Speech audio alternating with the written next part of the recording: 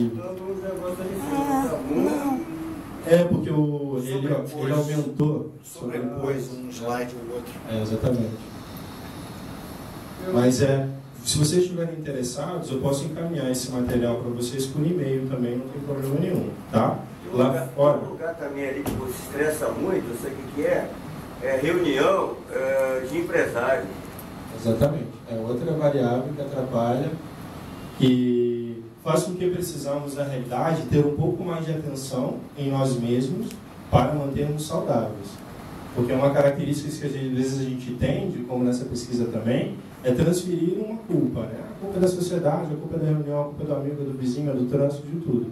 Mas a partir do momento que a gente tem a consciência que podemos transformar esses estados, então a responsabilidade é exclusivamente nossa, né? Deixa de ser uma variável externa a culpada por, e sim a que vai fazer com que trabalhemos com mais intensidade aquela virtude ou aquela qualidade. Então é importante a gente estar atento a isso também. Eu tirei o slide.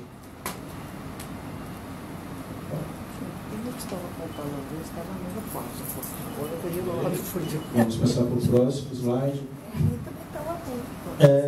Bom, o que acontece? A gente viu que temos o estresse, a ansiedade, né, que são características naturais dos seres humanos, porém, à medida do tempo, vai se agravando, vai se acumulando e vai criando conversões somáticas em nosso corpo.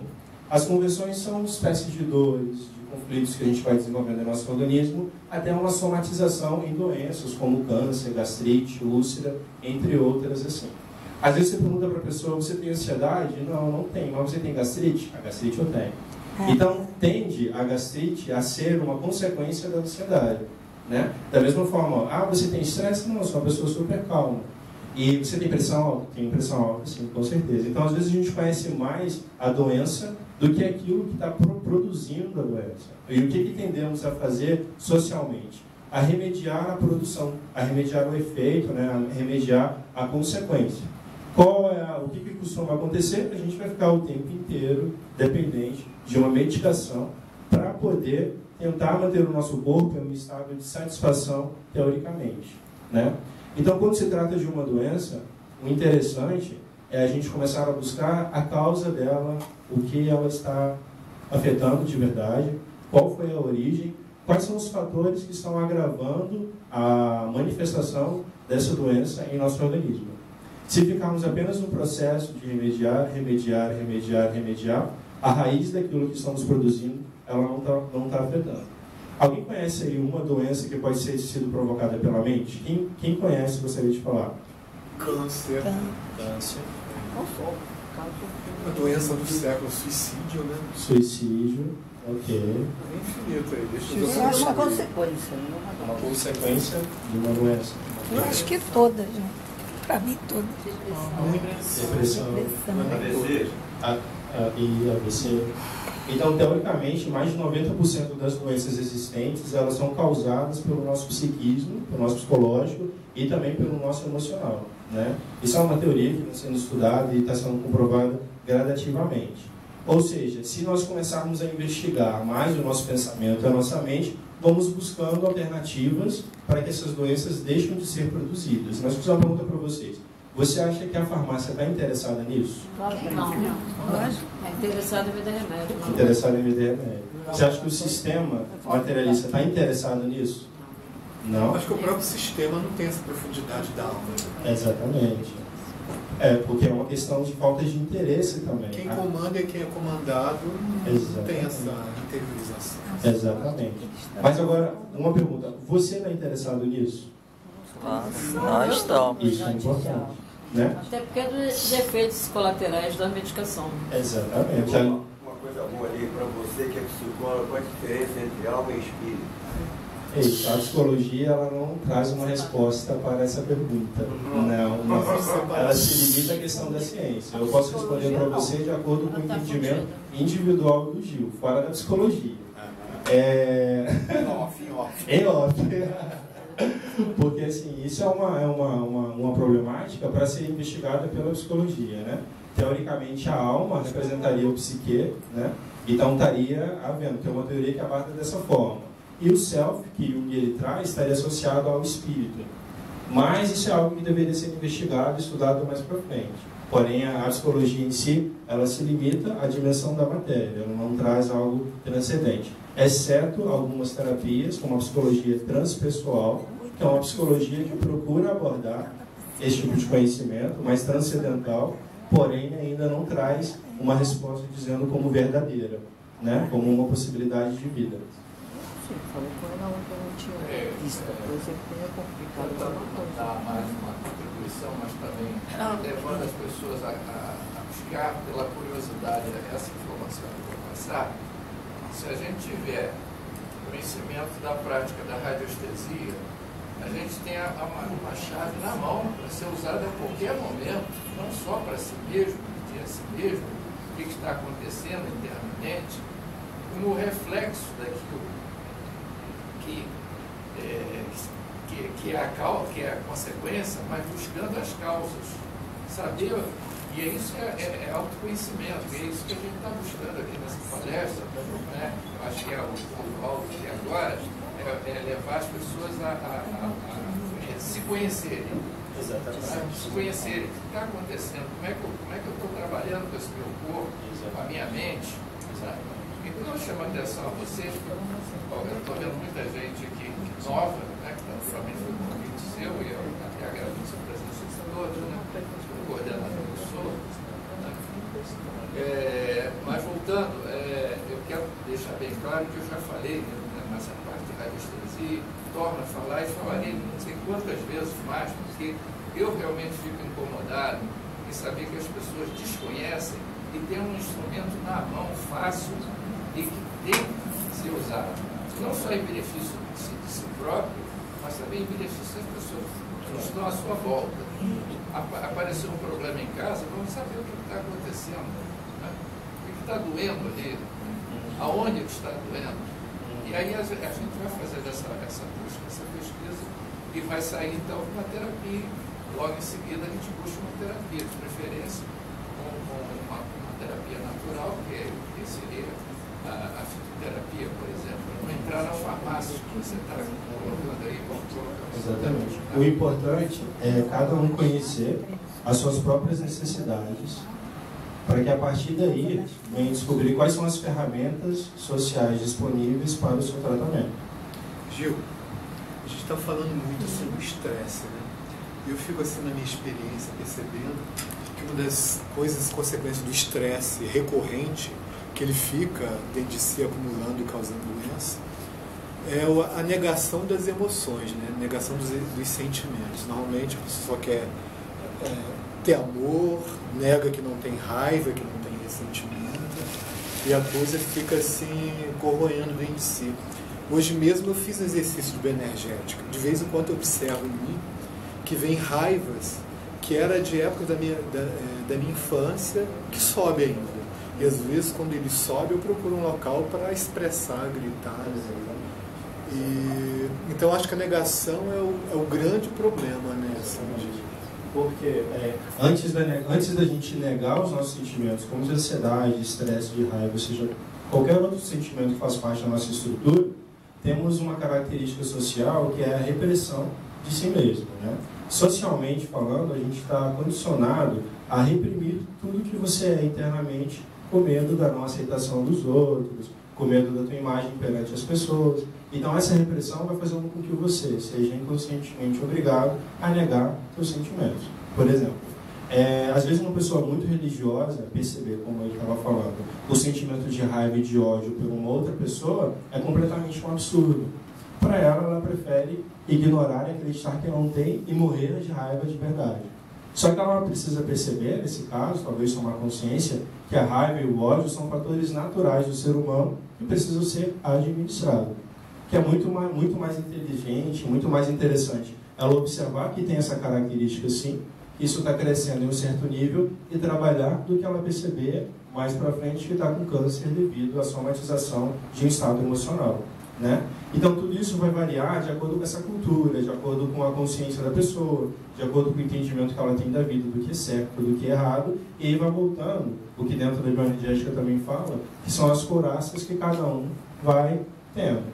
E a ideia seria, no primeiro momento, a gente conhecer essas emoções, porque elas incidem diretamente no nosso corpo, envolvem completamente o nosso corpo, e fazer um alinhamento com a aceitação dentro delas, para que assim possamos estar trabalhando.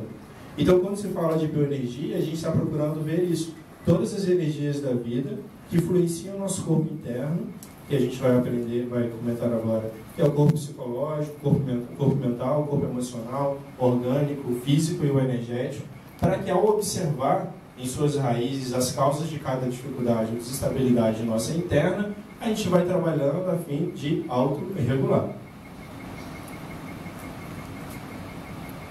Então, quais são os corpos? Assim? Quais são os 5 aspectos do ser integral que a gente vai estar trabalhando? Então, a gente viu o seguinte, que existe, teoricamente, que a gente está focando mais na ansiedade e no estresse, apesar de saber que existem outras agravantes psicológicos e emocionais que envolvem, né, estão atravessando esses estados. Mas a gente, quando vai fazer uma pesquisa interna de causa de qualquer dificuldade, a gente vai procurar fazer o seguinte, fazer uma avaliação e um filtro baseado nesses 5 corpos que a gente tem internamente para poder identificar a raiz, a causa, né? O mais fácil de observar é o corpo físico, porque ele está somatizado na gente, né? A gente olha para o corpo, se olha no espelho, então percebe que o nosso corpo tem uma mancha, tem uma coisa estranha, tem uma dor, então a gente observa e sabe que ele está. A partir do corpo físico, a gente vai observar também mais internamente, com o nosso corpo orgânico. O coração, os rins, o fígado, tudo que está dentro do seu corpo, vai começar a observar se a causa de alguma dificuldade, algum transtorno, está ali. Trazendo um pouco mais interno, vamos observar o corpo emocional. Quais são os sentimentos que podem estar produzindo aquela desestabilidade, aquela desarmonia no corpo orgânico? Vamos descer um pouco mais a fundo e vamos observar o corpo mental para ver se há alguma raiz psicológica, como o Reinaldo ele deu um exemplo que eu vou usar ele para poder a gente destrinchar legal em cada corpo, ou o corpo energético, que esse bioenergético é um conjunto de tudo aquilo que vibra.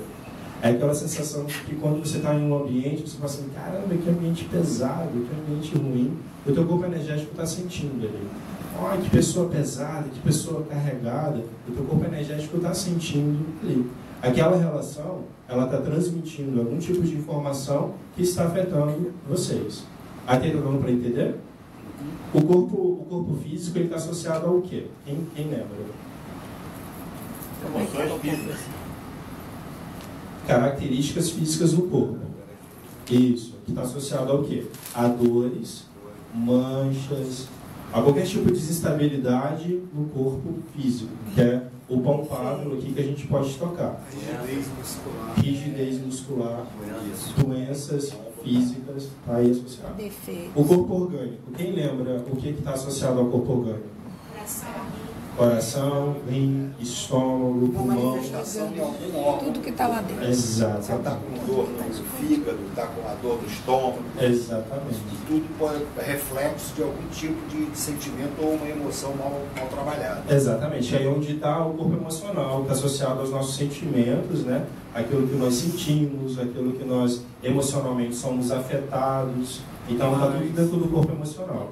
Mas normalmente no estresse, na pessoa adoecida, ela já nem nomeia mais os sentimentos. A parte emocional ela não sente nem mais nada. Às vezes ela sente muito melancolia. Você pergunta o que você sente, não sei. Exatamente. Foi aquilo que a gente estava falando no início aqui da apresentação. Quando a pessoa ela não tem o conhecimento da informação, ela não reconhece dentro dela o que está acontecendo. Isso dificulta completamente a transformação dela, porque ela não sabe o que mudar. Então a primeira ferramenta seria observar-se para poder se conhecer e a partir daí iniciar um processo de transformação. Se eu não me conheço, se eu não me observo, eu não vou saber o que é, eu vou viver como um robô. Então esse processo de autoconhecimento é um processo de autodepuração, né? de feeling, né? Eu acho que é como a pessoa vai descobrindo os seus recintos numa casa abandonada com infinitos compartimentos e a pessoa vai... Exatamente. É infinito, né? Exatamente. Por exemplo, vou só responder aqui. Aí a gente tem um corpo energético que é aquele que percebe as influências externas, do ambiente, aquilo que está acontecendo ao nosso redor. Vou pegar o exemplo da ansiedade, do estresse, junto com a raiva também, que ele deu um exemplo bem legal. Quando nós estamos com muita raiva, com muita ansiedade, com muito estresse, no corpo físico, como a gente percebe essa raiva, esse estresse se manifestando? Ele falou uma palavra, ela falou ali, isso daí, tensão, logo sinaliza que começa a ficar o corpo todo enrijecido, né? Duro, tenso, pesado. Essas são as características de qual corpo? Do corpo físico. Corpo físico. O corpo físico está sinalizando para a gente que internamente há alguma coisa que está desregular, não está dentro do fluxo da nossa vida, do nosso organismo, e por isso o nosso corpo está reagindo dessa forma. Como é que eu vou fazer para observar isso? Você observa uma criancinha, um bebê, uma criança, se ela está toda tensa ali. Ela não está, ela está toda molinha, toda leve. Por quê? Ela não ainda passou por todas as experiências de vida que pudesse produzir esse tipo de couraça, né? Então a raiva, a ansiedade, o estresse, no corpo orgânico, o que ele vai produzir? A gente falou, azia, gastrite, úlcera, taquicardia, problema do coração, diarreia, prisão de ventre, entre outras questões que vão desenvolvendo. Então eu observo assim, caramba, eu estou com taquicardia, ou eu estou com prisão de ventre, ou então eu estou com diarreia. É uma questão em qual corpo? No meu corpo orgânico. Meu corpo orgânico está querendo me dizer alguma coisa. Eu preciso investigar o que ele está querendo dizer para que eu busque a causa e a solução dessa questão, né? Então, quando a gente não faz esse tipo de investigação, de pesquisa interna, a gente simplesmente vai lá, toma um remédio, faz alguma coisa, injeta no corpo, cala o corpo. A gente bota uma mordaça nele, para ele parar de falar, e aí continua aumentando isso dentro da gente, de alguma forma, até se transformar em uma conversão, ou uma somatização mais intensa. Já vou dar parabéns. Eu vou terminar todos esses daqui. Em seguida, a gente vê o corpo emocional. O que o corpo emocional está produzindo associado às dores no corpo, né? Ao estresse, ansiedade. Aí vem o estresse, ansiedade, pressão. Tudo isso está associado ao corpo emocional. Desinteresse pela vida, né? Desinteresse pela vida, apatia, melancolia. Isso está associado ao corpo emocional. E quais são, o que acontece no corpo mental? O corpo mental, ele está associado à classificação de pensamentos, que essa é a classe mais interessante de se observar. Como é que está na nossa mente, como é que está o nosso estado mental. Porque o nosso estado mental, apesar de ele estar bem aqui, baseado nos outros corpos, ele influencia completamente todos os outros corpos ali. Então tem os pensamentos de inferioridade, de baixa autoestima, de confusão, pensamentos de insatisfação com a vida, insatisfação com o trânsito, insatisfação com o clima, insatisfação com as pessoas, pensamentos de reclamação, tudo isso. Um disco também preso, né, que só roda assim. Como pressão psicológica, repetindo, né? Então a classe e a qualidade dos nossos pensamentos é extremamente importante para a gente observar como eles vão estar, como as outras partes do nosso corpo vai estar reagindo, né? E aí tem o corpo energético, que é a energia da pessoa. Se eu estou com uma classe de pensamentos mega confusos, eu não sei o que eu vou fazer, não sei se eu vou para lá, não sei se eu fico, não sei se eu vou, não sei se eu não vou, minha vida não presta, não anda, essa pessoa é chata, é ruim, aquele lugar é desconfortável, é desagradável. Como você colocaria manchas no corpo? Isso. Físico. Está associado ao corpo físico, exatamente. Há muitos anos atrás eu acordava roxa. Fui procurar um médico, já tem uns 40 anos atrás, né? Ele falava que era melancolia. E onde é que está a melancolia? Isso, emocional. Que aí produzia por algum pensamento mental. E até hoje eu não descobri e sumiu. Isso. Graças a Deus. Então, já vou dar a palavrinha para ele. Pode falar, por favor. É uma pergunta boa. O que você aprendeu de psicologia? Qual é o item mais importante para você manter todos esses 5 aspectos em equilíbrio e harmonia? Isso, vai ser o nosso próprio slide, o próximo slide. Vou passar, vai chegar. Você está no fluxo do conhecimento. Mas ele está querendo se preparar. Ele está querendo avançar, tá certo. Ele já está entendendo, já de falar assim, bom, cadê então a ferramenta? Me fala. Não, Foi uma pergunta interessante. Você poderia ter falado assim para mim. Vem cá. E quanto é que custa o produto que você vai vender para poder... Faltou essa pergunta. Essa pergunta é para você, olha, então você compra esse copo de água que ele contém um recurso que